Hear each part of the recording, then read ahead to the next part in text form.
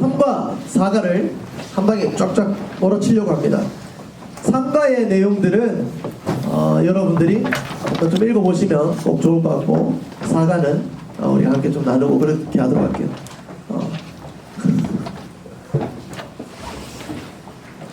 너희가 생각해도 복잡한 것 같지?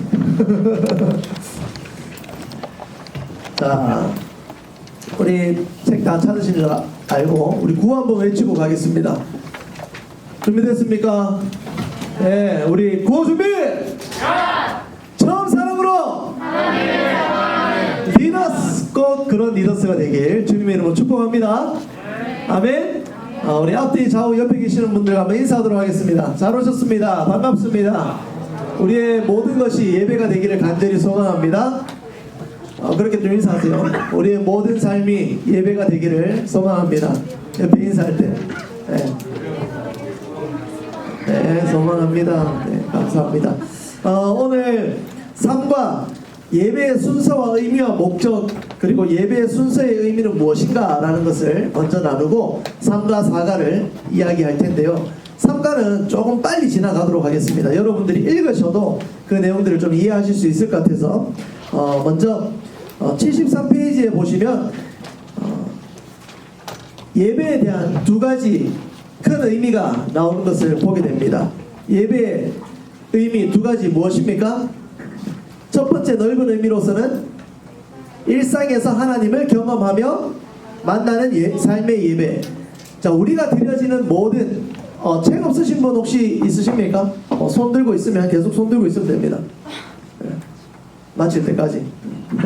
책은 안 가죠. 펜도 다 챙기셨죠? 네. 예배의 의미는 크게 두 가지로 볼 수 있는데요. 첫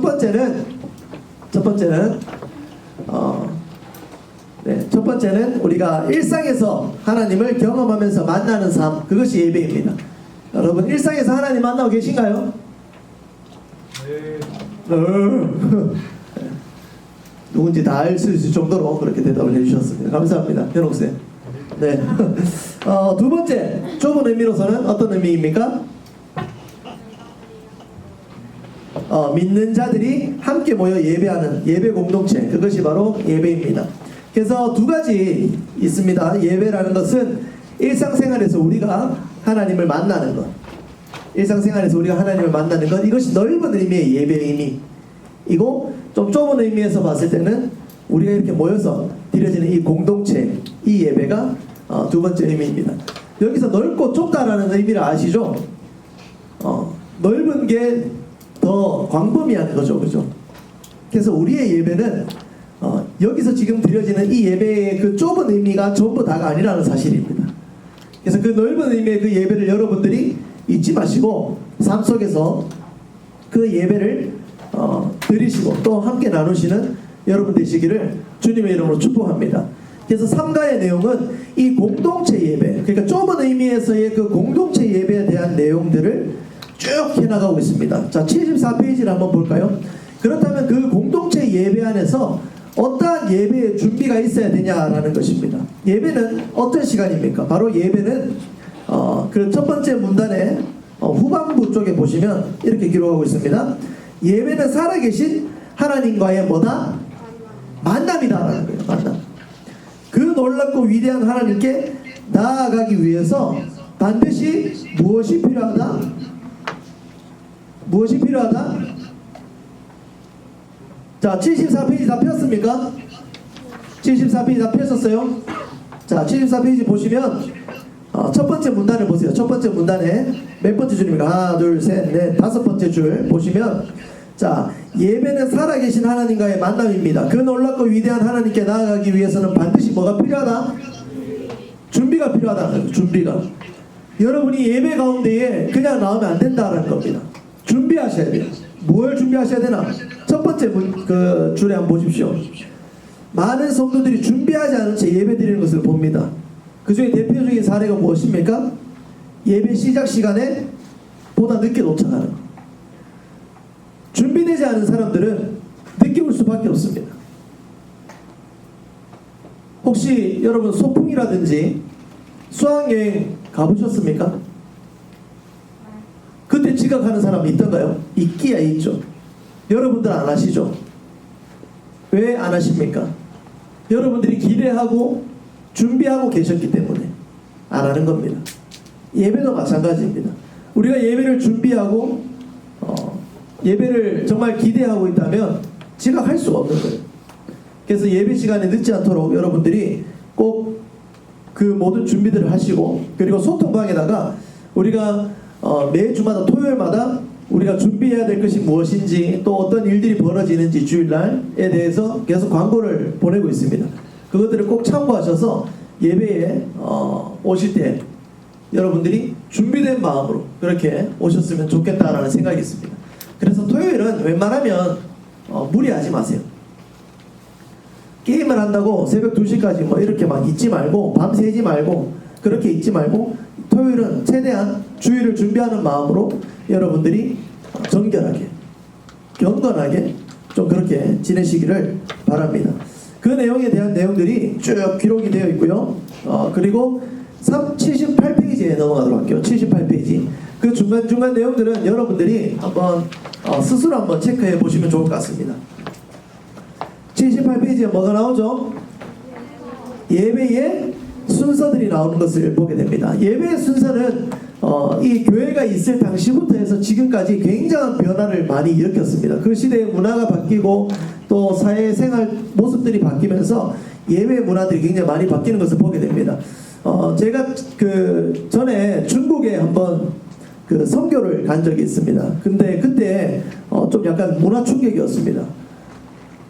그 중국 분들은 평일에도 예배를 계속 드리는데 오전에도 예배를 드리더라고요. 그 예배 드릴 때 보니까 한 4시간, 5시간씩 이렇게 예배를 드립니다. 그래요. 우리나라 일이 아니니까 빨리 넘어가도록 할게요. 네, 그렇게 해서 하여튼 예배는 정말 다양한 그런 모습들을 갖추고 있습니다. 그런데 그 예배의 순서들마다 각 교회마다 좀 차이가 있고 또 시대마다 차이가 있는데, 이 예배의 순서가 절대적인 것은 아니다라는 거예요. 그 예배가 정해져 있고 이것을 해야지만이 맞습니다 라는 그런 게 없다라는 것이죠. 그런데 80페이지 보세요. 80페이지로 넘어와 보시면 첫 번째 줄에 보시면 교회 예배의 순서는 결코 절대적인 것이 아니라는 사실이다라는 거예요. 그냥 정해져 있는 틀이 없다라는 것입니다. 그런데 중요한 것은 세 줄 밑에 우리가 주목할 것은 뭐다? 예배의 외형보다 그 순서를 통해서 하나님을 경험하는 것. 제 거 소리 조금만 줄여주십시오. 우리가 주목할 것은 예배의 외형, 그러니까 예배의 순서가 어떤가, 또 예배가 어떻게 드려지는가가 중요한 것이 아니라, 어떻게 드려지는 것은 중요하죠. 그러니까 제가 말하는 건 순서적인 것을 이야기하는 겁니다. 그 순서들을 통해서 하나님을 경험하는 것이 가장 중요하다라는 거예요. 경험. 우리 청소년부에도 예배 순서가 쭉 있습니다. 경배와 찬양, 그리고 말씀, 설교, 봉헌, 원래 봉헌도 있는데 우리 지금 하지 않죠. 그 축도, 결단, 찬양, 모든 것이 있죠. 그 모든 것들이 무엇을 향하고 있습니까? 지금 우리가 여기 책에서 보는 그 순서는 많이 다르거든요. 그런데 그 모든 것들이 하나님을 경외함에 모든 것들이 포커스가 되어 있다는, 초점이 맞춰져 있다는 것입니다. 그래서 여러분들도 예배 순서마다 이것이 무엇을 의미하는지, 무엇을 이야기하고 있는지, 이것을 왜 해야 되는지에 대해서 여러분들이 알 필요가 있다는 거예요. 그래서 80페이지부터 보면 처음부터 화살표 되어 있는 거 한 번씩 읽어볼까요? 자, 준비. 첫 번째 시작. 예배의 선언. 두 번째 임내 찬송. 세 번째, 네 번째 이거 바둑 집안입니다. 다섯 번째, 여섯 번째, 일곱 번째, 여덟 번째, 아홉 번째,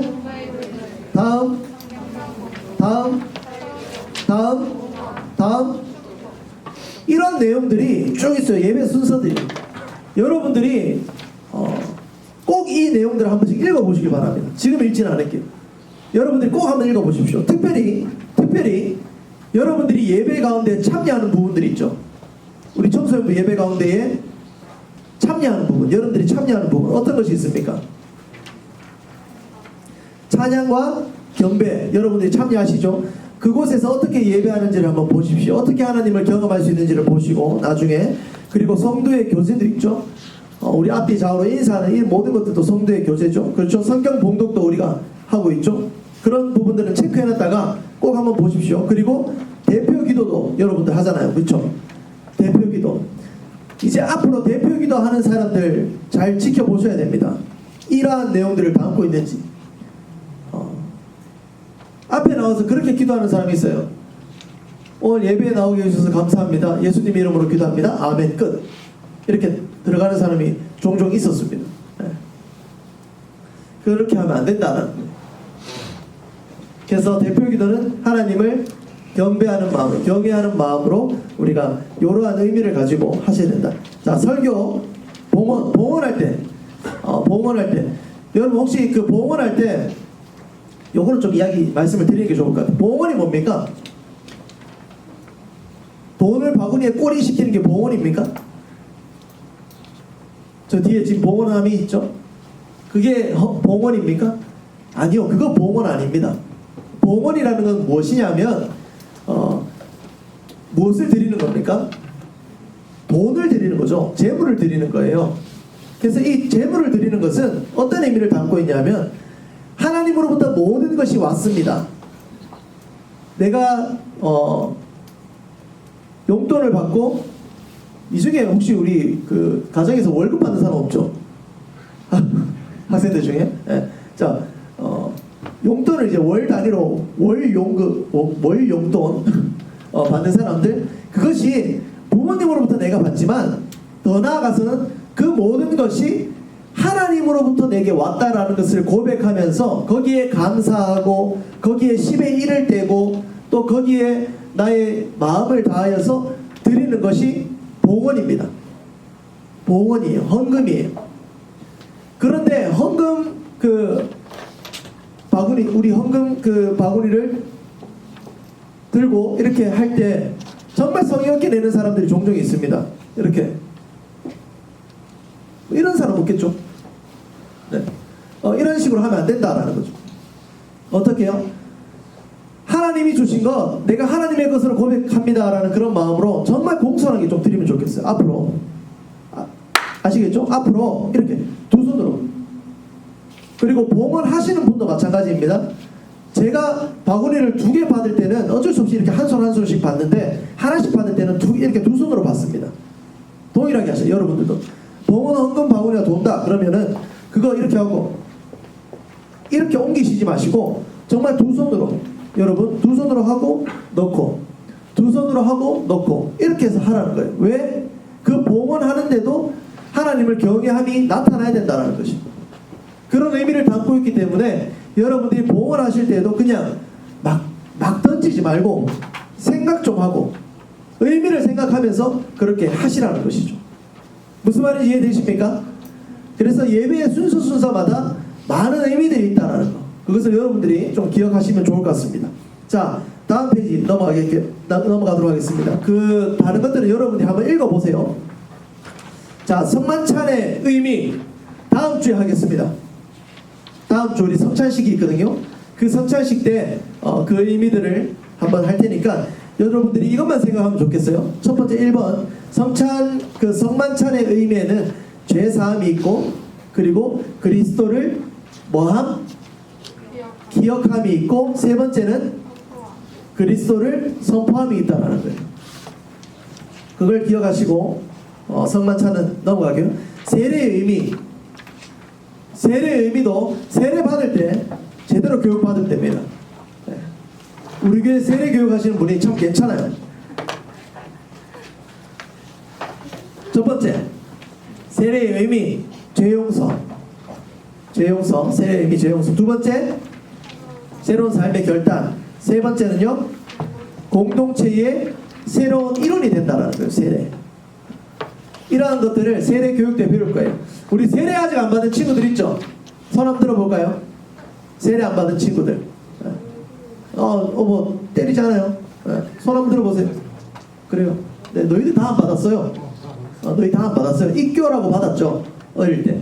그런데 나중에 유아세례 받았죠. 유아세례 받았는데 여러분들이 15세가 지나면 다시 여러분들이 입술로서 고백하는 입교식을 치러야 됩니다. 꼭 기억하시고, 그리고 지금 우리가 세례가 진행 중인데 아무도 우리 신청을 안 했더라고요. 다음에 있을 때는 꼭 여러분들 중에 안 받은 친구들 15세 이상이면 다 받을 수 있습니다. 15세 이상이면 여러분들이 잘 체크하셨다가 꼭 받을 수 있도록 부탁드립니다. 15세면 몇 살이죠? 중2. 그래서 중2 너희들 신청해야 되는데. 그래요. 자, 98페이지 넘어가겠습니다. 98페이지. 자, 그렇다면 우리의 예배가 결과적으로 나타나야 되는데 그것이 어떻게 나타나야 되냐라는 거예요. 예배의 결과. 잠깐만요. 이제 진짜 본격적으로 시작하겠습니다. 사과입니다. 사과할게요. 죄송합니다. 예배와 삶. 미안해요. 예배와 삶. 사과는 예배와 삶이 하나가 되어야 된다. 하나가 되어야 된다라는 그런 큰 주제를 가지고 쫙 나가는데요. 자, 97페이지에 한번 보실까요? 97페이지에 보시면 예배는 무엇이라고 이야기하고 있습니까? 예배는 파란색 글씨 바로 밑에 예배는 하나님과의 만남이다. 밑줄 긋고요. 중요한 표시해놓고 시험에 나옵니다. 이 예배의 시간은 누구를 만나는 시간이에요? 어떤 하나님? 이게 중요해요. 이게 여러분, 우리 죽은 하나님 만나는 시간 아닙니다. 내 눈에 안 보일 뿐이지 하나님은 살아계시고 크신 분이세요. 그런 살아계신 하나님을 만나는 시간이 바로 예배의 시간입니다. 놀라운 하나님, 그 하나님을 만나는 놀라운 시간이 바로 예배의 시간이다라는 거예요. 하나님은 살아계시고 어느 곳에나 계십니다. 어느 곳에나. 여러분들이 무엇 하든지 어느 곳에 있든지 다 함께 하시는 분이 하나님이세요. 내가 숨었다라고 해서 다른 사람들의 눈에 안 보인다, 다른 사람들이 안 보고 있으니까 하나님도 안 계시겠지, 그런 거 아니에요. 하나님은 어디든 계십니다. 하나님은 예배당에만 계시는 분도 아니세요. 이곳 우리가 예배하는 이곳에만 계시는 분도 아니십니다. 하나님은 어디든지 계십니다. 즉 이 말은 무슨 말입니까? 우리는 어디든지 계시며 살아계신 그 하나님을 어디서든지 언제든지 만날 수 있다는 겁니다.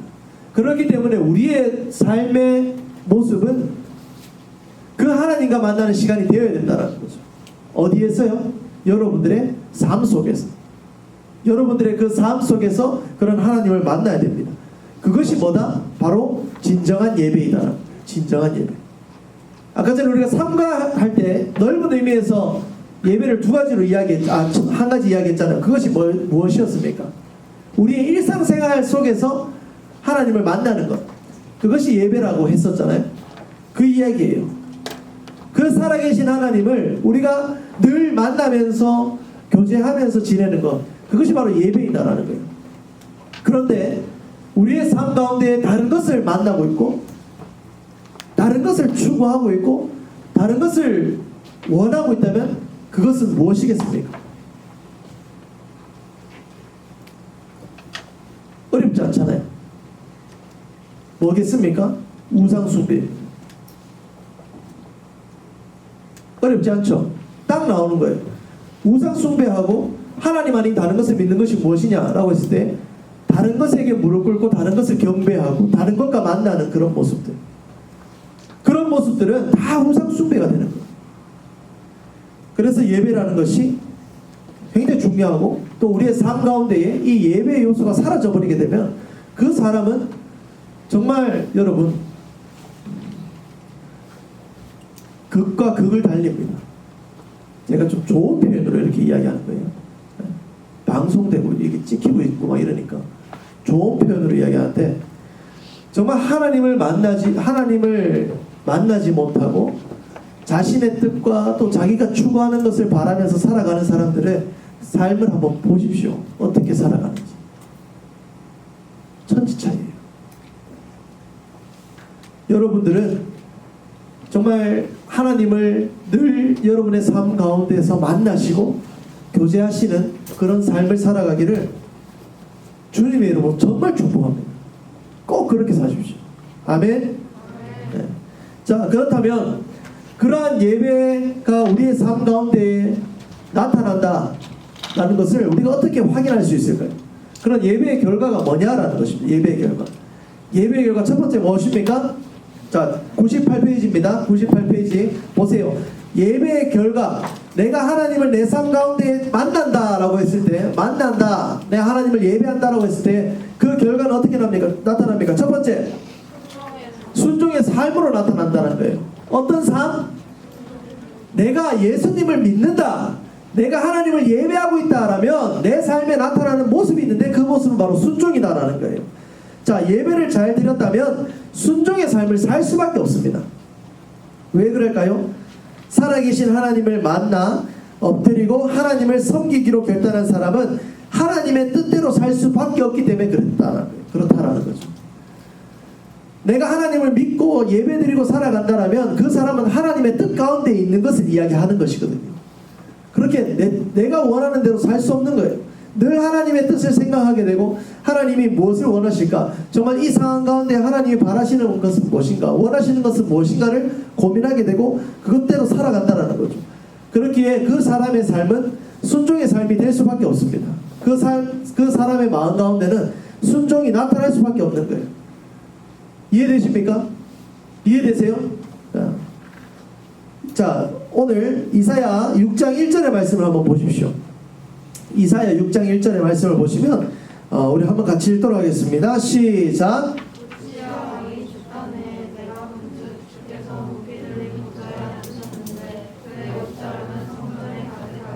자, 이사야는 환상 중에 어디에서 무엇을 보았습니까? 이사야는 성전에서 높이 들린 그 보좌에 앉으신 주님을 보았습니다. 그 주님의 옷자락이 성전에 가득한 그것을 성전 가운데서 보았다라는 거예요. 이것은 무엇을 이야기하는 것이냐면 그 성전 안에 주님의 임재가 가득한 그 모습을 이사야가 보았다라는 것입니다. 환상 중에 보았다라는 거예요. 자, 두 번째 질문입니다. 이사야가 성전에서 하나님의 임재를 경험하고 나서 어떤 반응을 보였습니까? 그리고 그렇게 반응한 이유가 무엇입니까? 자, 이사야 6장 5절 참조하시기 바랍니다. 어떤 일이 벌어졌습니까? 한번 같이 읽읍시다. 시작.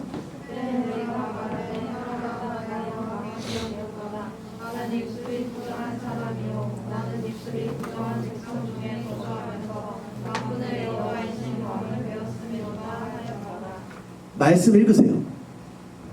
말씀을 읽어보십시오. 다시 한번 읽어볼게요. 시작.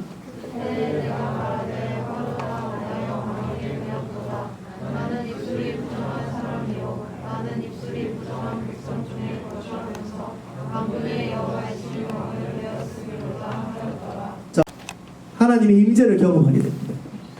그리고 그는 어떤 반응을 보였습니까? 그때가 언제죠? 바로 하나님의 임재를 경험한 그때입니다. 여기서 내가 누구입니까? 내가 누구죠? 이사야죠. 이사야가 이렇게 이야기하는 거예요. 화로다 나여 망하게 되었도다. 제가 이거를 좀 쉽게 설명할게요. 삐 됐다. 말을 못해. 망했다. 이제 죽었네. 이렇게 이야기하는 겁니다. 이사야가. 왜 그렇게 이야기했을까요? 나는 입술이 부정한 사람이요 나는 입술이 부정한 백성 중에 거주하면서 만군의 여호와이신 왕을 배웠음이로다. 그 상황 가운데에 이사야가 하나님의 임재를 보게 되고 나 이제 큰일 났다. 나 죽었다. 이렇게 이야기하는 거예요. 이사야의 반응은 어떤 반응입니까? 자신이 죄인인 것을 깨달아버린 거예요. 하나님의 임재가 그 성전 가운데 가득한 그 하나님의 성전에 하나님의 임재가 가득하니까 이사야가 그 모습을 환상 중에 봐버리고 나 이제 죽었다. 나 죄인인데 이 죄인인 하나님의 모습을 봐버렸네. 나 이제 죽는 거 아니야? 나 큰일 난 거 아니야? 그러면서 자기 자신의 죄를 고백하게 돼요. 아, 나 입술 부정했는데. 입술 부정했는데. 그렇게 고백하는 것입니다. 죄인임을 깨달아버린 것. 뒷페이지 넘어가 보실래요? 그러면서 이사야가 이런 고백을 해요. 6장 8절에 제가 읽어드릴게요. 내가 또 주의 목소리를 들으니. 이제 누가 이야기하십니까? 주님께서 이야기해 주세요. 내가 누구를 보내며 누가 우리를 위하여 갈고. 그때 이사야가 이렇게 이야기합니다. 내가 여기 있나이다. 내가 여기 있나이다. 나를 보내소서. 이사야는 하나님 앞에서 스스로 헌신하게 되는 거예요. 그 이유가 무엇입니까? 그 이유가 무엇입니까? 자신이 죄인인 것을 깨닫고 그 죄인인 것을 하나님 아버지 앞에 고백했을 때에 하나님이 그 모든 것을 용서해 주시는 거예요. 그것을 묻지 아니하시고 지금 어떻게 이야기하고 계십니까? 내가 누구를 보내며 우리를 위하여 갈고. 그때 이사야는 순종하는 겁니다. 내가 여기 있습니다. 내가 여기 있습니다. 제가 가겠습니다. 자, 여러분 밑에 검은색으로 우시야 왕이라는 그 내용을 한번 보십시오. 그 당시의 그 시대의 모습을 보여주는 거예요. 우시야 왕이 죽던 때라면 영적으로 암울한 시기였다는. 지금 이사야 이 시기가 그때에 이 우시야 왕이 궁궐에 갇혀서 쓸쓸한 죽음을 맞이하게 됩니다. 제약 가운데에. 그때에 이사야 선지자가 이런 예언의 말씀, 그 예언의 말씀을 받고 또 예언자로 부르심을 받은 거예요. 그는 자신의 인생 가운데 죄인인 것을 깨닫게 되고 그 죄인인 삶을 하나님께서 받아주시고 하나님께서 용서하실 때에 그는 하나님이 하시는 그 말씀, 누굴 위하여 갈까? 누구를 보낼까 했을 때에 그는 이렇게 이야기하는 겁니다. 제가 가겠습니다. 제가 가겠습니다. 이야기하는 거예요. 뭡니까? 이것이 바로 예배의 결과라는 거예요. 예배의 결과. 이사야는 자신의 죄인인 것을 하나님 앞에 고백했습니다. 하나님의 임재를 보고 그가 죄인인 것을 고백하게 되고 그 죄인인 것을 고백하며 나아갔을 때 하나님은 그것을 책망하고 뭐라 하시는 것이 아니라 용서하시고 그를 통하여서 다시금 이 세대를 일으키시겠다라는 그런 예언자로 그를 부르시는 거예요. 그때 그 예언자로 부르심에 이사야는 어떻게 합니까? 하나님을 예배하는 자로서 그 모든 말씀에 순종하며 나아갔다라는 것입니다. 그때 그는 이렇게 고백합니다. 하나님께서는 제단 숯불을 내 입술에 대시니 내 죄를 용서해 주십니다. 이거 찬양돼. 제단 숯불 내 입술에 대니 어찌아주 그런 찬양이 있어요. 그런 찬양의 내용이거든요. 그런 찬양을 정말 하나님께서 모든 내 입술의 모든 죄를 용서해 주시면서 나를 순종의 자리로 초청하신다. 나는 그 순종에 순종하겠습니다. 나는 그 메시지, 그 내용이 이 이사야의 내용이에요. 예배의 결과가 첫 번째 무엇입니까? 예배의 결과 순종이에요. 여러분, 이런 순종은 하나님께만 나타나는 것이 아닙니다. 예배를 드리면서 순종의 삶은 어디에서도 나타나야 되냐 하면 여러분 가정에서도 나타나셔야 돼요. 가정. 그리고 여러분이 가는 학교, 또 어디 가니? PC방, 교회, 이런 모든 곳에서 여러분 순종의 모습이 나타나야 됩니다. PC방 제외할게요. PC방 사장님이 여기 좀 더 있어라 뭐 이렇게 하면 순종하겠습니다. 이런 거 말고 정말 부모님이 여러분들에게 뭔가를 이야기하고 또 뭐 시키시는 일 있으면 순종하세요. 순종. 근데 만약에 순종이 안 된다 그럼 어떻게 볼 수 있겠습니까? 아, 나 아직 하나님 제대로 안 믿고 있구나. 내 삶 가운데 하나님을 예배함이 없구나 라는 것을 깨달으시면 돼요. 그래서 첫 번째 예배의 결과, 첫 번째 뭐다? 뜨끔하니? 첫 번째 뭐다? 순종의 삶이 있어야 됩니다. 예배의 결과는 순종의 삶이 있어야 됩니다. 두 번째 102페이지. 우리 지금 이 예배를 계속적으로 이야기하면서 이 사마리아 여인이 계속 나오는데 두 번째 예배의 결과, 두 번째 뭡니까? 거기 뒤에는 하고 있습니까 지금? 네, 하고 있나요? 자, 두 번째 뭡니까? 네, 복음 전파죠. 자, 변화된 예배자의 삶에 그 삶의 모습은 복음이 전해지는 통로가 되어야 된다는 거예요. 복음이 전해지는 통로. 그래서 우리가 오늘 전도용품을 나눠줄 겁니다. 미션이에요, 여러분. 미션인데 우리가 예배 학교를 했잖아요, 그죠? 예배 학교를 하고 이 예배 학교를 정말 그냥 듣기만 듣고 이렇게 끝내면 안 되겠다라는 생각이 있어서 우리가 하나의 그 이벤트적인 이벤트를 또 하나 준비했습니다. 뭐냐 하면은 우리 지연 총무님이 광고할 때 이야기해 줄 거예요. 그래서 전도용품을 하나씩 나눠줄 겁니다. 복음 전파. 그래서 두 번째는 복음 전파가 돼야 된다. 자, 사마리아 여인의 이야기인데요. 요한복음 4장에 보면 이 사마리아 여인에 대한 이야기가 나오는데 28절에 보시면 여자가 물동이를 버려두고 동네로 들어가 사람들에게 이르되 내가 행한 모든 일을 내가 말한 사람 내게 말한 사람을 와서 보라. 이는 그리스도가 아니냐. 지금 이 내용은 앞부분의 내용들 여러분 지난번에 한번 이야기해서 다들 기억하실지 모르겠습니다. 이 사마리아 우리 재현쌤 어디 사마리아에 대해서 잘 이야기해 주세요. 우리 재현쌤 매번 시키는 거예요. 자, 사마리아 한번 속 시원하게 한번 이야기해 주세요. 재현쌤. 네, 사마리아 사람들은 유대 사람들이 아니라 순수한 사람이라기보다는 이방인들과 피가 섞여서 걔보다 못한 취급을 받았던 사람들입니다. 네, 박수하겠습니다. 재현쌤 평생에 저건 안 잊어버릴 것 같아요. 사마리아 사람들은 당시 이방인들과 섞여서 이제 혼혈 민족으로 그렇게 살아갑니다. 그런데 유대 사람들은 이 섞임에 대해서 굉장히 예민했어요. 그러다 보니까 이들은 어떻게 취급하냐? 개만도 못하게 취급을 합니다. 그런 사마리아에 있는 여인의 모습이에요. 자, 사마리아 여인의 과거의 모습은 어떻습니까? 요한복음 4장 18절 함께 읽을까요? 시작.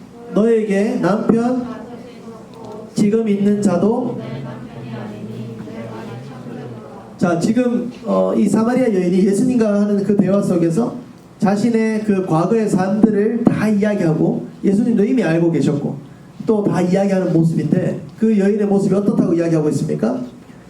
너에게 남편 5이 있고 지금 있는 자도 내 남편이 아니니. 당시 사마리아 또 유대 그 지역의 문화 중에 한 풍습이죠. 이 하나의 풍습인데 어떤 게 있었냐면 죽은 형제에게 자손이 없잖아요. 자자, 두 사람이 결혼을 했어요. 두 사람이 결혼을 했는데 이 남자가 죽은 거예요. 그런데 이 부부 사이에는 자식이 없는 거예요. 그러면 이 여자가 어떻게 돼요? 남자가 죽었으니까 그 동생하고 결혼을 합니다. 근데 또 이 남자가 죽어요. 그럼 또 이렇게 또 이렇게 계속 하는 거예요. 왜 그럴까? 당시 그 대를 이어가고 그리고 그 집안의 어떤 뭐랄까요? 모든 유산이라든지 이런 것들이 상속되어져야 되는데 그 상속자가 없는 그 문제 때문에 그 상속에 대한 것을 놓치지 않기 위해서 이 여성은 계속 그 남자 동생들과 결혼을 하게 되는 거예요. 그런 상황 가운데에 삶을 살았던 여인, 그 여인이 바로 사마리아 여인입니다. 여러분, 여러분 아마 연애를 해본 사람들은 알 거예요. 이 사람 저 사람 연애했다라는 소식을 내가 만약에 어떤 사람과 연애를 하려고 합니다. 어떤 사람과 연애를 하려고 해요. 그런데 그 사람이 이 사람하고도 사귀었고 저 사람하고도 사귀었고 이 사람 저 사람 막 여러 사람을 다 만난 거예요. 그러면 그 사람하고 연애하고 싶겠니? 말 안 하는 사람 그런 사람 만날 수도 있습니다. 그런 사람하고 만나고 싶겠어요?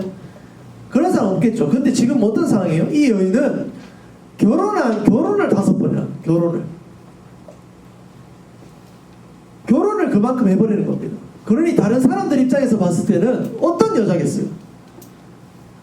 정말 천하기 천한 그런 여자 아니겠습니까? 거기다가 이 여인의 지역은 어디입니까? 사는 곳? 사마리아라는 거예요. 사마리아. 그러니 이 여인의 그 과거는 어떤 과거입니까? 정말 돌이킬 수 없는, 돌이키고 싶지도 않은 치욕적인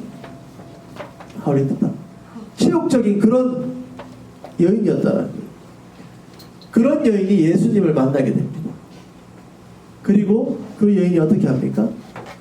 동네에 들어가서 예수님을 전하는 그런 삶을 살게 돼요. 이것이 예배자의 모습입니다. 그 여인이 만나서 한 이야기들이 무엇입니까? 여러분 104페이지 한번 넘어와 보세요. 무엇이 사마리아 여인을 이렇게 변화시켰다고 여러분 생각하십니까?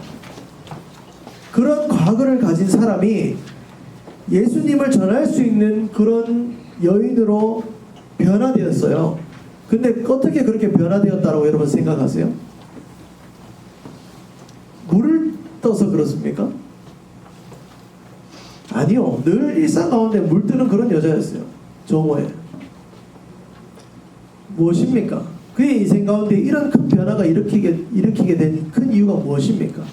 바로 예수님을 만났다는 거예요. 예수님을 만났다. 예수님은 누구이십니까? 하나님이세요. 그런 하나님을 전인격적으로 만나버린 겁니다.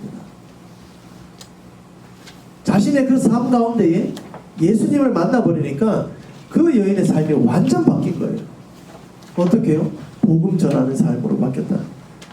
그래서 사마리아 여인의 삶의 변화는 마을 안에 어떤 일을 일으키게 됩니까? 그 여인의 입술을 통하여서 예수 그리스도가 그 마을에 전해지게 되고 그 마을의 사람들이 예수님을 기대하게 되고 또 그 예수님을 만나고자 하는 모습들이 생겨난다는 것입니다. 오늘 우리가 이렇게 예배를 드리고 있잖아요. 그죠? 예배를 드리고 있다면 이 예배의 결과로 첫 번째는 순종의 삶의 모습이 나타나야 되고 두 번째는 복음 전하는 모습이 나타나요. 여러분들이 정말 하나님을 제대로 믿고 있다면 여러분들의 가는 그곳에 그런 모습들이 있습니까? 네가 믿는 예수님, 네가 믿는 하나님 어떤 분이야? 내가 그 하나님 좀 같이 믿고 싶다. 내가 그 하나님을 좀 알고 싶다. 그런 모습이 있냐라는 거예요.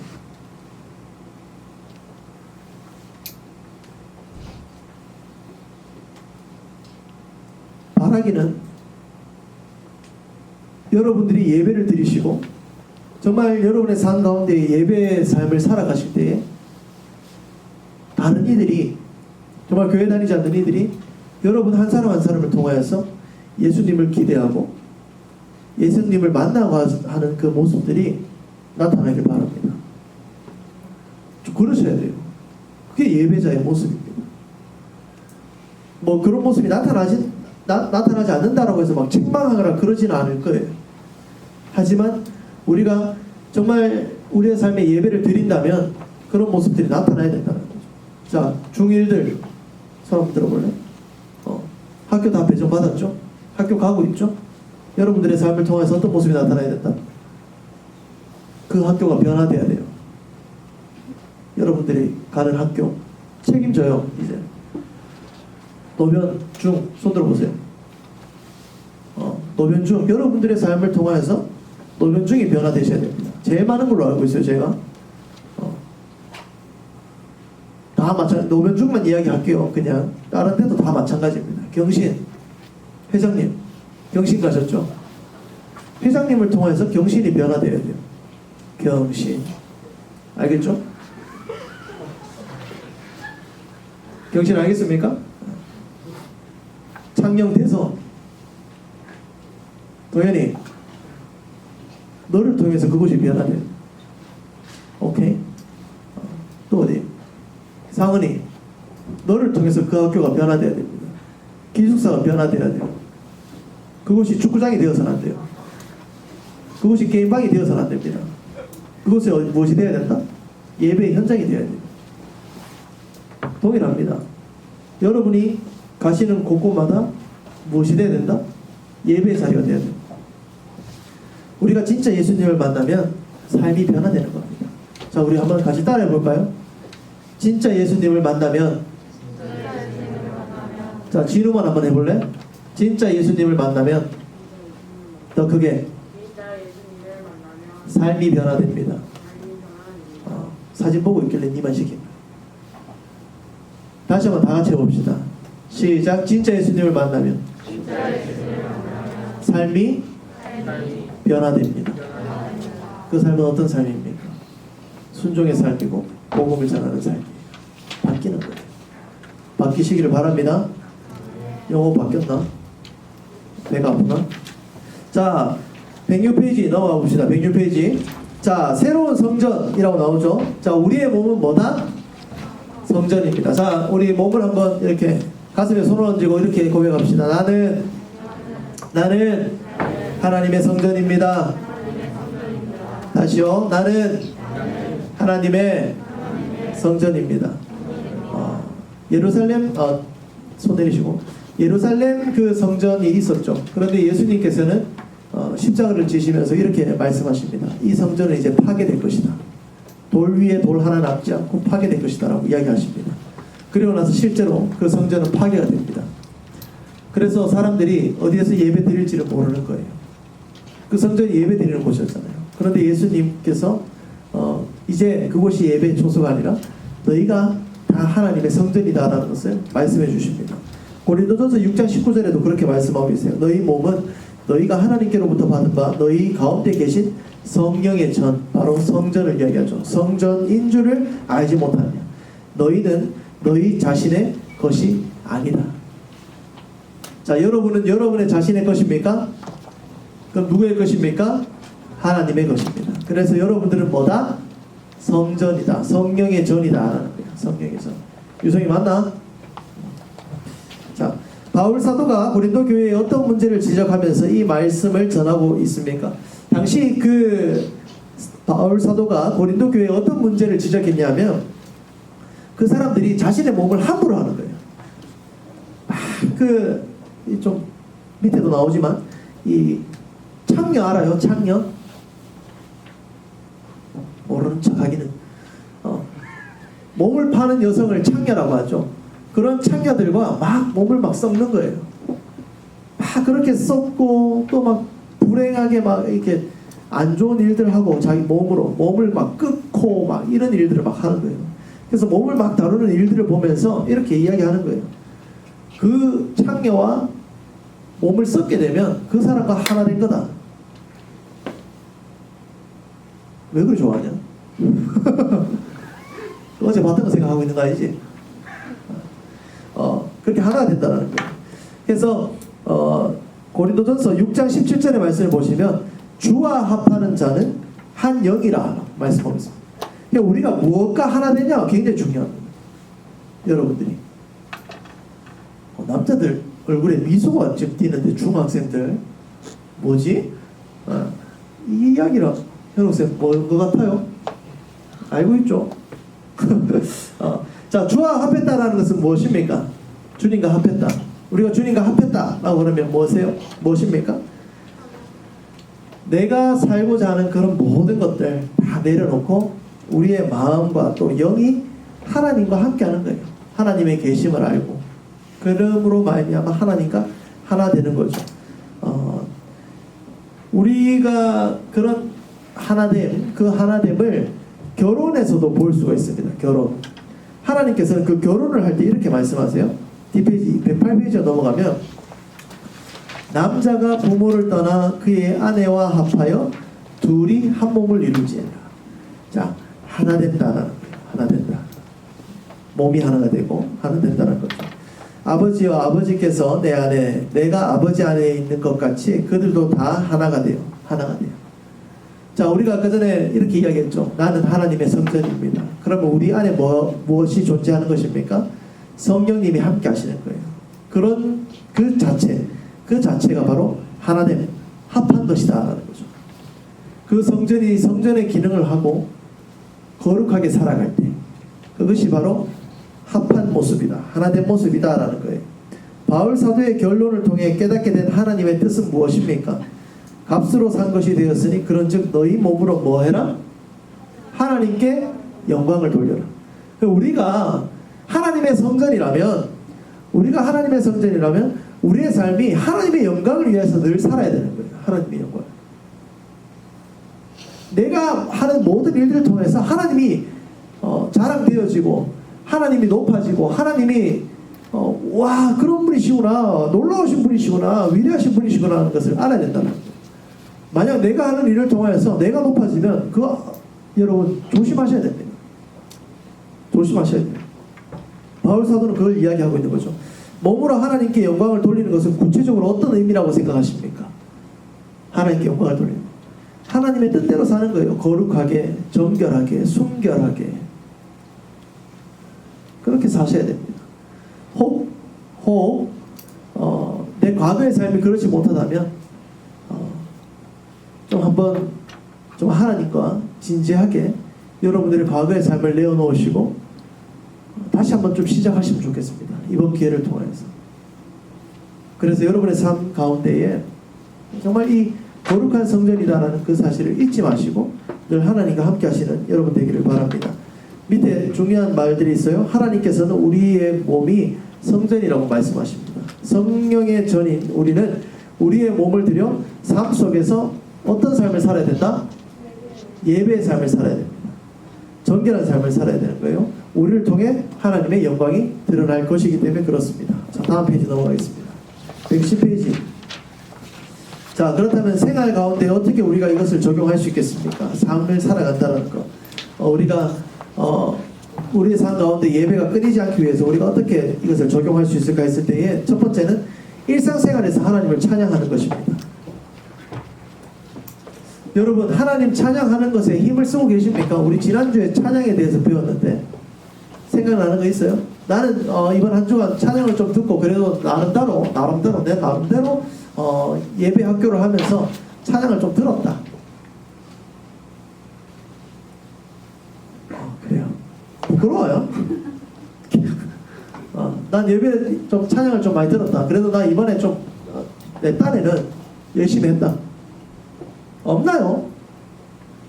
그래요. 좋아요. 고3들, 고3들 진짜 너무 감사합니다. 고3들 진짜 열심히 해주고 있어요. 공부하기도 바쁠 텐데.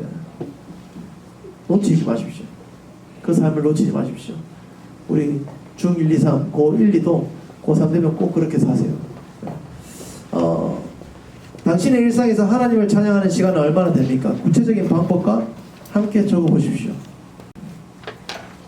자, 시편 기자는 몸의 어느 부분을 사용하여 찬양하겠다고 고백하고 있습니까? 앞에서 보면 입과 혀를 통하여서, 입술을 통하여서 고백한다라고 이렇게 이야기하고 있습니다.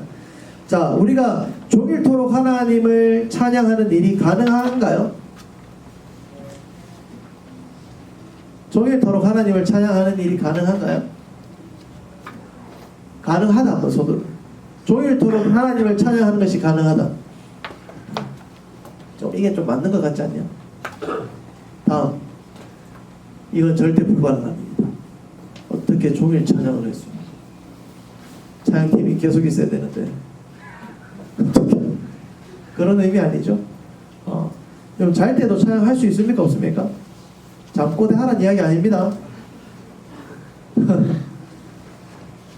어떻게 할 수 있어요? 자기 전에 기도하고 자면 돼요. 내가 잠자는 이것도 하나님의 영광을 위하여서 잠들게 하여 주시옵소서. 깨어 일어났을 때 오늘 하루 내가 하나님의 영광을 위해서 살겠습니다. 고백하는 거예요. 그리고 점심시간에 아침 먹고 점심 먹을 때 그런 삶을 못 살고 있다면 내가 다시 한번 다짐하면서 기도하는 거예요. 하나님, 오전의 삶이 이랬는데 오후의 삶을 다시 한번 다잡으면서 밥 먹고 힘내서 주의 영광을 위해서 살겠습니다. 그렇게 기도하면서 계속 사는 거예요. 그게 하나님을 찬양하는 겁니다. 우리가 찬양은 어떤 거라고 배웠습니까? 하나님을 자랑하는 거예요. 하나님 살아계십니다. 하나님 내 삶 가운데 늘 함께 하시는 거예요. 그렇게 내가 주님이 말씀하시는 그곳에 어디든지 내가 주님께 예배드리겠습니다 하는 거예요. 114페이지. 삶에서 찬양의 제사드리기. 찬양의 제사 어떤 겁니까? 찬양의 예배를 드리는 겁니다. 밑에 내용들은 여러분들이 한번 보시면 될 것 같고요. 또 116페이지. 삶으로 하나님께 영광을 돌려드립니다. 찬양하고 제사드리고 영광을 돌려드리고. 여기서 제사하라는 것은 뭐 돼지머리 갖다 놓고 그거 제사 아닙니다. 또 오해해가지고 또 자작해가지고 이것만 듣고 우리 목사님이 삶에서 제사드리라고 했어. 그러면서 돼지 머리를 사야 돼. 그건 골치 아파요. 알겠죠? 제사라는 것은 뭐다? 진짜 이거 제사 드릴 분위기인데 이거. 제사 뭐다? 예배입니다. 제3 속에서 예배 드리는 거예요. 그 예배를 통해서 하나님께 영광을 돌려드리는 것입니다. 그래서 우리의 삶 가운데에 여러분들이 정말 하나님을 알고 있고 예수님을 온전히 믿고 있다라면 여러분의 삶 가운데에 이런 모습들이 있어야 된다. 그 결과 두 가지만 좀 다시 한번 짚어봅시다. 결과 두 가지. 첫 번째, 우리가 예배를 통하여서 나타나는 결과. 첫 번째, 순종의 삶. 두 번째, 복음 전파. 이런 모습들이 여러분의 삶 가운데 날마다 나타나기를 주님의 이름으로 축복합니다. 아멘. 자, 우리 이로써 1과부터 4과까지 긴 시간이었어요. 잘 붙어줘서 감사합니다. 잠도 오고 막 그럴 것 같은데 내 정신은 딴 데 가 있었지만 그래도 끝까지 잘 견뎌줘서 너무나 감사합니다. 우리 좌우 옆에 사람들에게 박수 한번 합시다. 수고하셨습니다. 수고했습니다. 우리 그 큐티책 제일 뒤에 보시면 그거 있죠. 이거 스티커 있나요? 큐티책 스티커 지금 좀 정리된 거 있나요?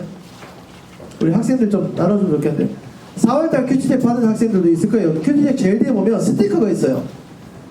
스티커가 있는데 굉장히 그 스티커가 이쁩니다. 안 뜨고 안 뜨고. 거기에 스티커 좀 보면 이게 몇 월일 거예요? 3월달 이런 뭐 말씀 구절도 있고 또 사랑하는 이에게 사랑하는 짝대기 꺼놓고 에게 뭐 이런 거 있는데 여러분들이 우리가 이런 스티커를 우리 수관 옆에 학생들이나 혹은 내 친구들에게 뭐 좀 이렇게 하나씩 좀 붙여주면 좋을 것 같아요. 그래서 여기 예배학교 책에다가 목사님 책도 저희 뒤에 놔둘 테니까 나도 좀 붙여줘요. 사랑받고 싶었어요 요새. 하여튼 그렇게 해서 좀 이렇게 나누면 좋겠습니다. 우리 다 함께 일어나서 한번 찬양하겠습니다. 부르신 곳에서 우리가 예배를 통하여서 우리가 두 가지 이야기했습니다. 순종의 삶이 우리 안에 있어야 되고 또 하나 뭐였죠? 잠깐만. 복음 전파. 그 두 가지가 우리 안에 있어야 되거든요. 우리가 그것을 좀 생각하시면서 찬양드리면 좋겠습니다.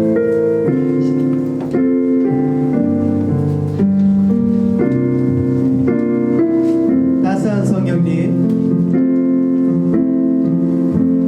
따스한 성령님, 마음으로 보내. 마음으로 보내.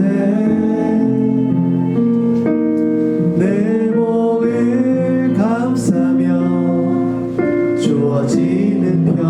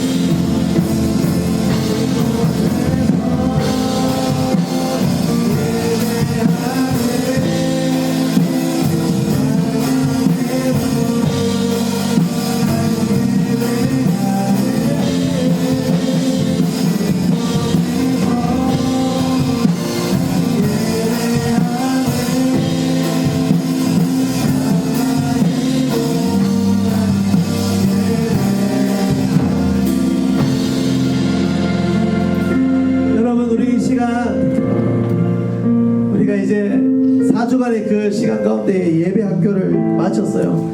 여러분 무엇 배우셨어요? 무엇이 여러분 가슴에 좀 남으십니까? 여러분 예배하는 삶 살기를 소망합니다. 여러분 한 사람 한 사람이 정말 하나님을 만나는 그 삶이 되기를 소망합니다. 이 시간 함께 기도하실 때에 좀 그렇게 좀 간절히 구하면 좋겠습니다. 하나님, 나의 삶 가운데에 하나님을 만나는 그런 삶 살고 싶습니다. 늘 항상 언제든지 늘 하나님을 만나는 그런 삶 살고 싶습니다. 다른 거 바라보지 말게 하시고 하나님의 뜻 가운데 하나님을 바라보면 늘 주님과 동행하는 그런 삶 살아갈 수 있도록 주여 인도하여 주시옵소서. 그리하여 내 삶 가운데 순종이 나타나게 하시고 내 삶 가운데 복음의 전함, 복음 전파의 모습들이 주여 나타날 수 있도록 주여 인도하여 주옵소서. 상한 시련들을 만져주시고 또 이 시간 가운데 오늘 주님만이 높아지는 은혜의 시간 되게 하여 주시옵소서. 우리 이 시간 이러한 기도의 점을 가지고 한번 같이 기도하면 좋겠습니다. 여러분 마음을 다하여 뜻을 다하여 한번 기도하십시오. 기도합시다.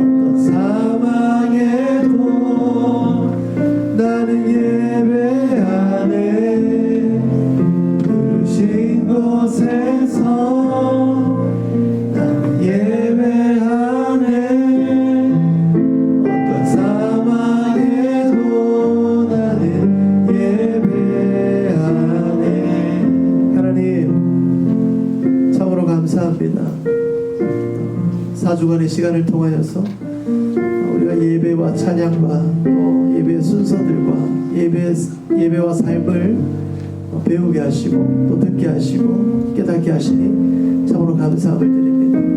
하나님, 우리 사랑하는 청소년부 학생들 이들의 삶 가운데에 예배가 멈추지 않도록 주님 인도하여 주시옵소서. 예배가 날마다 또 때마다 시마다 주님 아버지 앞에 드려져서 그 예배를 통하여서 순종의 삶 살게 하시고 또 복음 전하는 곳에 이들의 삶이 사용되어지며 또 쓰여질 수 있도록 주님께서 함께하여 주시옵소서.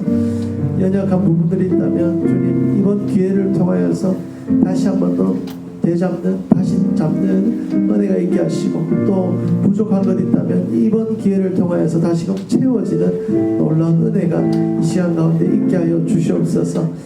말씀을 듣고 또 내용들을 듣고 돌아가는 발걸음도 주님께서 지켜주시기를 소망합니다. 이들이 가는 그 곳곳마다 주의 은혜가 있게 하시고 주의 영광이 있게 하시고 복음이 전해지며 순종함이 나타나는 귀한 역사들이 일어날 수 있도록 주님 함께하여 주옵소서. 감사와 찬양과 영광을 드리오며 지금은 우리 주 예수 그리스도의 은혜와 하나님의 사랑과 성령의 감화교통 위로하심이 말씀을 붙잡고 늘 예배 가운데 살아가기를 다짐하고 결단하는 우리 청소년부 위에 우리 선생님들 위에 지금부터 영원까지 함께 하시기를 간절히 축원하옵나이다. 아멘.